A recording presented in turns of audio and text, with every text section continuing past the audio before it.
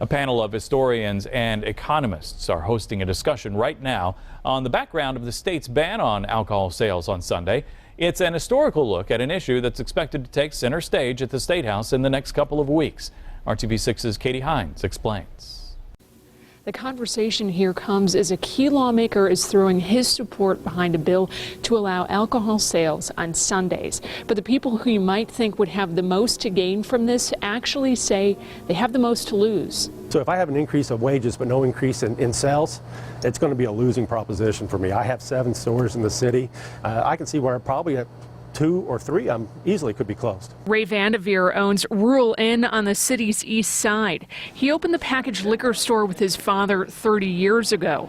It's currently closed on Sundays, but Vandeveer says he'd have no choice but to open up and pay staff in order to remain competitive, a cost he doesn't think he can afford. If I lose my customer that he can go somewhere else on Sunday, I may lose him the rest of the week too. State lawmakers will discuss the idea for the first time. In a significant show of support, the chair of the House Public Policy Committee is pushing for a bill to allow the carry-out sales of alcohol between 10 a.m. and 6 p.m. Sunday in pharmacies, liquor, grocery, and convenience stores. I think we've heard from a lot of people throughout this past year of when are you going to do it? Most importantly, Hoosiers and constituents that want to understand either why we don't have it or are we ever going to do it, and it's perfect timing in my mind. State fiscal analysts say Sunday sales aren't expected to have a significant impact on revenue, but supporters say it's a matter of convenience.